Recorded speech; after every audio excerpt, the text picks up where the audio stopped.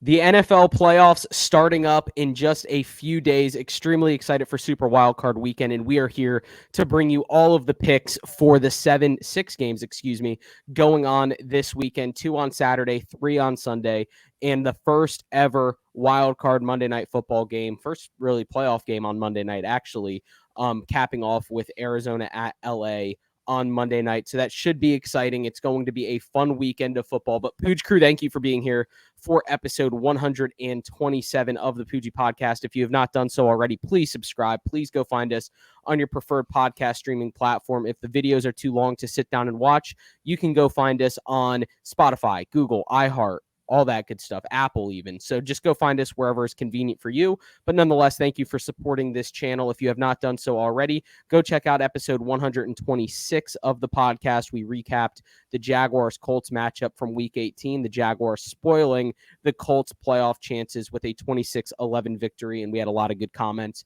and thoughts on that game and the team moving forward into the offseason. But I want to welcome Luke on to the podcast. Appreciate you being here, Luke. How excited are you for some playoff football? Yeah, man, you go straight from a national championship game that was pretty competitive, going straight into some NFL playoff Saturday. That's some good week of football right there. Good week. And you know what? The playoff games in the college football playoff were not that competitive until the championship. But ultimately, I think the best team won the championship for the entire season. Georgia was the best team. You look back at the SEC championship game, and a lot of people might say Georgia knew they were already in the playoff no matter what. Alabama was pretty much playing for their lives. So that may have been why Bama won that. But nonetheless, Georgia Bulldogs, not NCAA, college football playoff champions of the 2021-22 season. So let's get into some NFL football, which I'm sure we'll see a lot of those guys that played the other night in the NFL here shortly come April. But let's just start it off with, first of all, I have a question for you. Over under 3.5 years until the Jaguars make the playoffs again? Honestly, it really depends on who we hire, as a front office. Because, it's with our track record, very bad. I would say over. But, I mean, if you get, a knockout of the park higher, move some things around, I can see it you have a good quarterback, a good young quarterback. Obviously, every rookie has their problems, and no rookie would have done well on the Jaguars. But you have a lot of money to spend in the free agency, and you got, for the first overall pick again. So you got some draft capital, you got some money. You're in a good spot. You just need to get some good people in the front office. Good decision making. So if you had to pick over under 3.5 years, what would you go with? I'd say over. This team has just had no proven track record of making good decisions with this owner. And I'm not trying to bash him at all. It's just that when it comes to football decisions, he doesn't make great ones. When it comes to trying to improve Jacksonville and everything, I think he's doing a good job there. So it's you get a good and a bad. Yeah. He's definitely more of a business-minded guy. He's making Jacksonville a more desirable city to be in, but the team not making it a more desirable product to watch. But if we can win just 2 more games each season over the next 4 seasons, that would put us at 11-6 by year 4. That would probably get us into the playoffs, but I don't know if Jags fans like us are going to be patient for that. So we'll see what happens. I think they do need to hit a home run higher here. But let's talk about some good teams in the NFL. And ironically enough, midway through the season, didn't really look like one of these teams was going to be a good team, having a 3-game losing skid in the middle of the season in November. But the Las Vegas Raiders, by way of a field goal with 2 seconds left on Monday Night Football against the Chargers, have found their way into the playoffs, and against the number 4 seed Cincinnati Bengals, who have been hot and cold at times. What are your thoughts on this matchup, Luke?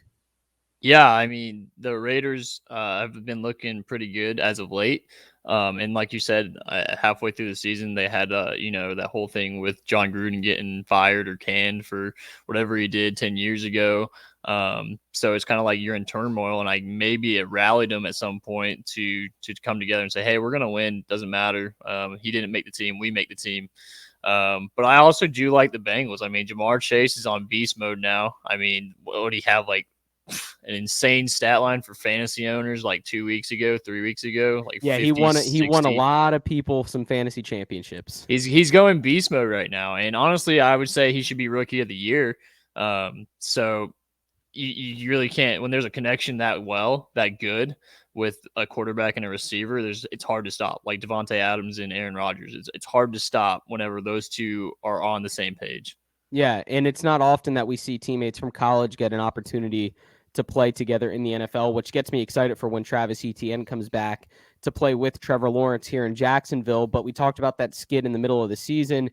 They beat the Eagles by 11 points at the end of October, and then they go on to lose to the Giants 23-16. They lose to the Chiefs 41-14, and then they lose to this very here Bengals 32-13. But after that Bengals loss, they finished the season 5-2 with an overtime victory on Thanksgiving against the Cowboys. They did lose to the football team following that, but then they finished the season 4-1 with another big loss to the Chiefs, but then finishing 16-14 over the Browns, 17-13 over the Broncos, 23-20 over the Colts, and 35-32 over the Chargers. So all four of their victories to close out the season were a field goal or less.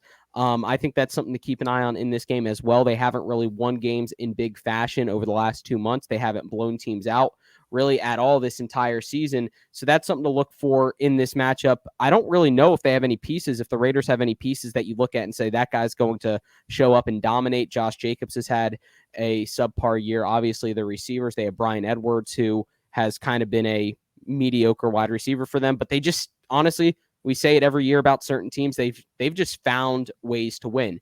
And they go up against a Bengals team who won the division, the AFC North, a very competitive division. Ravens lost that division going, I think it was 8-9. So they have a very competitive division that they were in. What do you think about the Bengals in this matchup? Yeah, man, I like the Bengals. I actually would take the Bengals in this matchup. They're a home team this time around, right? Yep, home team. Bengals are the home team. Yeah, so I would take the home team Bengals. They're playing in front of. When's the last time the Cincinnati Bengals had a home playoff game? I mean, it's been quite a long time for them. I expect that stadium to be rocking and loud. The fact that the Raiders have won so many close games is very good. I'd say that's a good stat to have. I mean, it shows you can close out games, but it also shows that you can get scored on, and this Bengals team can score points. So Yeah. it doesn't really bode well whenever you're winning only by a small margin, and this team's offense is high powered. Yeah, and the Bengals blew out the Steelers back in late November, 41-10, and I think a lot of people, that was coming off the 32-13 victory against the Raiders. I think a lot of people thought, okay, yeah, this team's legit right after that game. Then they go on to lose by 19 points to the Chargers. They lose an overtime game to the 49ers on a field goal in overtime. Then they only beat the Broncos by 5 in mid-December. So I think that 3-game stretch there kind of had people doubting the Bengals. But then they go out and beat the Ravens by 20. They go out and beat the Chiefs by 3. They lose to the Browns in a game that we saw the Bengals rest a lot of starters. They weren't really out there competing as strongly. But that Chiefs game, 34-31, I think is the one where a lot of people need to look at and say, okay, this team's resilient. It looked like they had the victory, and then the Chiefs came back and took the lead, and then the Bengals came back, and albeit a lot of penalties in the red zone by the Chiefs caused first and goal time and time again, Bengals come away with that victory. I am also going to go with the Bengals in this matchup. I just think their offense is too high powered, and neither of these teams have much experience in the playoffs. I think the Bengals have the advantage of home field, so I'll take the Bengals to win this one. Matt went ahead and took the Vegas Raiders. Devin took the Vegas Raiders as well to move on, and Jacob took the Bengals to win this game as well. So a lot of people were split 3-2 on the Bengals over the Raiders in this one. Let's move on to the Saturday 8:30 game, the Saturday night game, Buffalo at New England. It is I guess the hat trick. It is the rubber match. Both these teams split their divisional games in the season, with New England winning at Buffalo in what a lot of people would remember as the Mac Jones handoff game. I think he had 3 total passes. Then Buffalo went to New England and ended up beating New England in Foxborough. Well, now we go back to Buffalo, where the Patriots won earlier in the season, and temperatures are projected to be below 10 degrees. Could see a similar type game flow in this game. What are your thoughts on this game, Luke? Yeah, I mean, if you were looking at a snow game or a game that is more ground oriented, I think the Patriots have it. the running game for the Buffalo Bills for the past few years has been Josh Allen. I mean, I can't really name a stud running back on their team in a little while since maybe LaShawn McCoy. So if we're going straight on the running game, I would go with the Patriots. But if it allows it for more gunslinging, I'll take the Bills at home. They've been playing well lately, and the fact that it might have lit a fire under them and they got beat at home by the Patriots, and that kind of gave them a little shake up because I think at that point the Patriots jumped them in the standings. Mm-hmm. That might have lit a fire under them and said, "Hey, let's get it together, let's nail it down," because we are not in the lead of our division anymore, and they've been playing pretty well of late.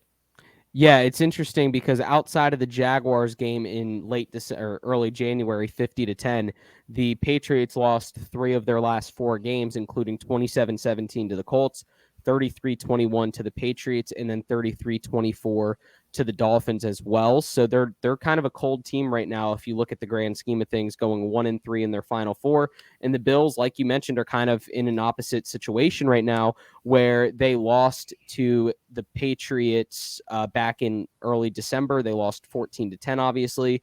They held tough against the Buccaneers, lost an overtime game there, but they beat the Panthers, 31-14. They then beat the Patriots 33-21. They beat the Falcons 29-15, and then they beat the Jets 27-10. So they are 4-1 in their last 5 as compared to 1-3 in the Patriots' last 4. I do give the Bills the upper hand here. Like you mentioned, if this does become a ground and pound game, I do think the Patriots have the upper hand. The Bills' running game is pretty obsolete. They do have Devin Singletary, who has kind of come on a little bit as of late, but that was kind of all due to game flow and handing the ball off against the Jets and all that good stuff.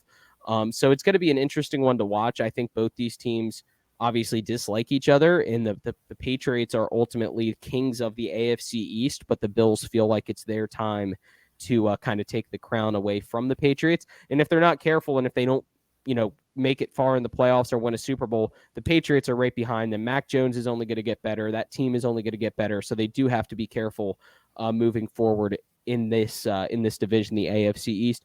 I'm also going to go with the Bills in this matchup just from a pure offensive production standpoint. I trust Josh Allen more in this spot. If you look at the stats during the season, Josh Allen, 36 touchdowns to 15 interceptions, 4,400 yards. Mac Jones, 22 touchdowns, 13 interceptions, 3,800 yards. So Josh Allen definitely has the upper hand, and he also has the experience as well. We've seen him make some late playoff pushes in this one. If you had to take an over-under in this game, Luke, let's say it's 37.5 because of the weather. What do you think? Is slower-paced game, low-scoring, or a faster-paced, high-scoring game?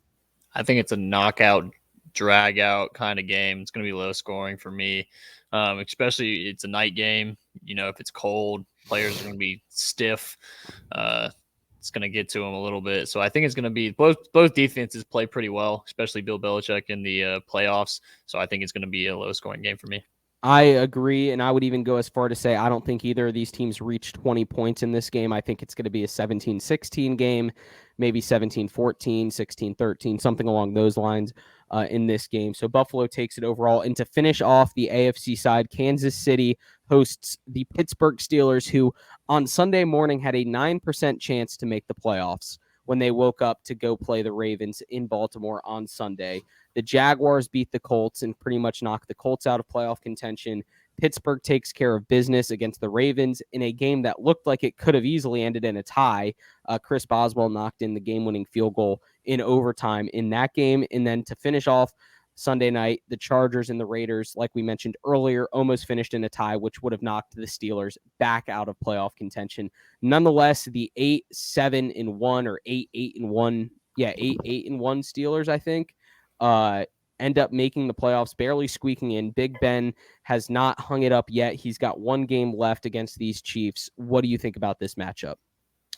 Yeah, I think Big Ben, I even quoted and said, hey, look, out of all the 14 teams that are in the playoffs, we're number 14. Let's just go out there and have fun, which can be a good thing sometimes. When you're going in there with no expectations, you're just like, hey, we're glad we made it. We're not that team yet. That can sometimes lead to good things because you're not out there with like these high strung, like you're like getting antsy or anything like that. You're just out there having fun, and sometimes that leads to good things.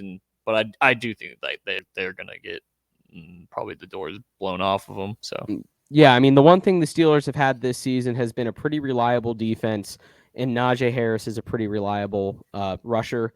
But that simply is just not going to get the job done against the Chiefs, who can air it out when they want. They can dump it off. They have so many different schemes with Byron Pringle and McCole Hardman and Clyde Edwards-Helaire, and then you enter this Gore guy into the mix and Williams, and they just have so many pieces that can make plays behind the line of scrimmage and get yards. That I think, TJ Watt's going to have a career game to slow down the Chiefs in this one. But ultimately, I do see the Chiefs winning this. And I think Ben's direct quote was, what are we, like 20-point underdogs? Yeah, we don't really have a chance. Let's just go out and have some fun. So, but you mentioned takes the pressure off a little bit. The team can go out there and play loose. They don't, the Chiefs have all the pressure on them being the 2 seed and at home. But I think, the Chiefs saw this matchup and they're licking their lips just knowing that, they kind of have a first round bye, if you will, in the first round, according to Ben Roethlisberger, not even according to me. So I'm going to go with the Chiefs in this one as well. So that sets us up on the AFC side: Tennessee versus Cincinnati, Buffalo versus Kansas City as well. So let's just finish off the AFC side, and then we'll do a separate video. If you're watching on YouTube, check out the second video for the NFC side. But Luke, let's start with you. Tennessee hosts Cincinnati in the first round of the playoffs. Tennessee had the number 1 overall pick. They get the first round bye. Projected to get Derrick Henry back, which could be a big move for the Tennessee Titans. What are your thoughts on this matchup with Cincy going to Tennessee? Yeah, I mean, it is really dependent on Derrick Henry because he is the running back king. So if he is back in the lineup, but it's his first game back, it might be a little bit slow starting, but he was never really the fast starting running back anyway. He's gonna hit you in the mouth until for 3 quarters. In the fourth quarter, you guys are just so tired and worn out that he's just gonna run everywhere. So I would say I like Tennessee, but I think it's going to be a lot closer than what people think when you see 1 seed versus a 4 seed or a 3 seed or whatever it is. This 1 seed is susceptible to losing. Sometimes they come out flat. So if they come out flat, then Cincinnati can hang some points. So I think it's going to be very close, but I'll take Tennessee if Derrick Henry's in the game.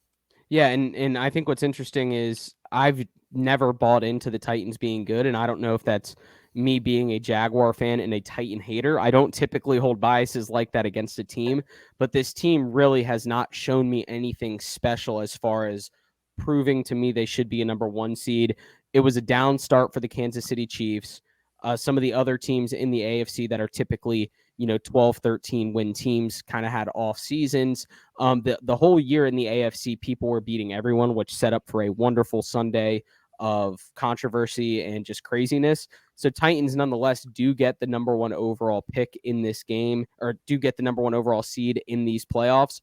And back in October, the Titans beat the Chiefs 27-3. So we do have to think of that. Like, the Titans did beat the Chiefs. Granted, it was during their lull. So they have beaten a good team. They've beaten a few good teams, actually. They did beat the 49ers a few weeks ago. They took care of business against the Dolphins, and then they took care of business against the Texans. But I think this Cincinnati offense could pose problems to just about anybody. It's almost like a poor man's Chiefs offense, if you will, just based on how explosive they can be at times. Let me think on this for a second. What was your pick, Tennessee hosting Cincinnati? I said I'll take Tennessee if Derrick Henry's in the game. If Derrick Henry's not in the game, I'll actually take Cincinnati. Okay, so we'll make note of that for sure. I'm gonna go with. Oh my gosh, this is so tough, and obviously It is very difficult. We haven't made these beforehand. You know what? I'm gonna go with Cincinnati to win this one, even if Derrick Henry plays. I'll just say that straight up.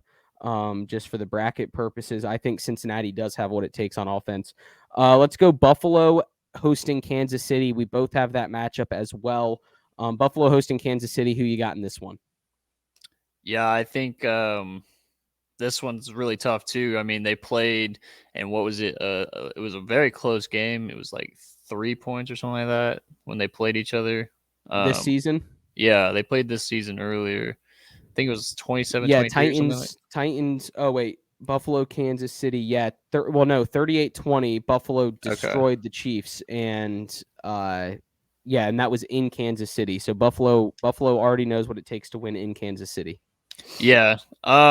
This one's very close. I mean, you can't really knock the Kansas City Chiefs. They have some great offensive weapons. The Bills have been playing very well of late.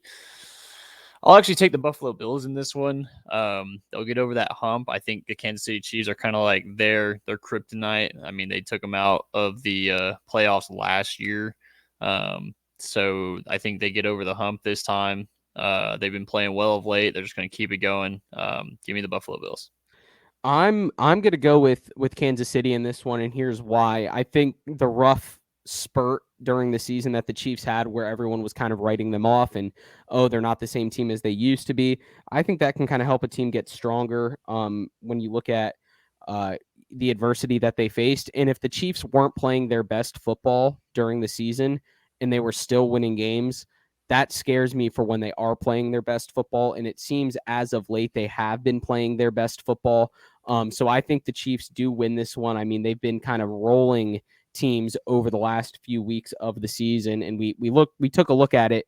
But just to kind of recap, they did beat the Broncos in a close game this past week, but before that, 36-10 over the Steelers, 34-28 over the Chargers, 48-9 over the Raiders, 22-9 Chargers. They beat the Cowboys 19-9, 41-14 over the Raiders, 13-7 over the Packers, albeit I think Aaron Rodgers was out.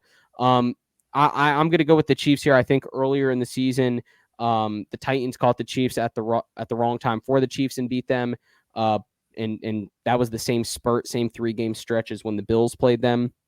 So I am going to go with Kansas City here. I think Mahomes can kind of pick it up in the playoffs and get the job done when needed. And plus, the defense has been playing a lot better. But it will be an extremely close game, which takes us to the championship for the conference, or the excuse me, conference championship. Yeah, sorry, I was looking at it weird. So you have Buffalo traveling to Tennessee in this one. What do you think about this matchup? I would take Buffalo in that one. I think this is the year for Buffalo Bills. Like I said, I like teams going into it very hot. The Kansas City Chiefs, as you just listed off, they've been coming in too hot, but it's something about, a revenge game, especially when you're playing at home. So they get to do that. They get to beat the Chiefs. They might come in, having that be their Super Bowl, which is kind of scary. But like you said, I don't think the Tennessee Titans are a true number one seed. They are very susceptible to losing. They're lackluster at times. And I would take the Bills because the Bills have shown that they can be a number one seed in this conference. So I'll take the Buffalo Bills in that. Yeah, and earlier in the season, it was 34-31. I think that was the game you were kind of thinking of. It was a 3-point game, very close game. And the Titans, or the Bills, had just come off playing the Chiefs, which obviously we know that takes a lot out of a team. So 34-31 was the Titans in favor of the Bills in Nashville as well. But I like that pick of Buffalo over Tennessee. And if I had Buffalo beating Kansas City, I would probably have Buffalo moving on as well, just because they're a team that's built for the playoffs. But I think their running game is constantly going to catch up to them, or lack thereof running game is going to catch up to them. And I have Kansas City hosting the Cincinnati Bengals in my conference championship, which I might just be seeing the Jamar Chase, Joe Burrow, connection and just falling in love with it, which is completely understandable. I think a lot of people are kind of facing that same thing. But ultimately, I think Kansas City has the experience in this spot, and I think this is where the Bengals road comes to an end for this season. But I think they have a bright future. I just think the Chiefs have way too much going for them on offense for the Bengals to stop. We saw the Chargers put up a lot of points on the Bengals as well. And the Bengals, outside of beating the Chiefs 34-31 earlier in January, a lot of these shootout games, they weren't able to necessarily keep up for the most part. So I do like the Chiefs over the Bengals in this spot going into the Super Bowl. So we'll stop there for this video. If you're watching on YouTube, if you're listening on a podcast platform, stick around right here for more content. We'll go to the NFC side and then make our Super Bowl predictions. If you're watching on YouTube, go find part 2 of this video. Like the video, subscribe, comment your thoughts, comment your picks on these. And while we have a chance, I want to give a big shout out to the boys over at Reinforcements. If you can see it right here, Reinforcements cards. It's a extremely fun, strategic game that some of our friends from college actually made and have in productions, and they have a Kickstarter page. Find them on Instagram, Reinforcements. I think it's CG. Does that sound right, Luke? Reinforcements CG. Yeah, I think it's CG. Yeah, Wherever, Reinforcements CG. and it's on Facebook as well. But just look for that logo, the R with the crown on top. A really fun game. You can play it as many times as you want in a row because there's multiple strategies that you can actually employ during your time during the game, and it's fun for everyone, fun for all ages. It does take very little time to pick up and understand. Go check out Reinforcements card game on Instagram and Facebook and their Kickstarter page as well.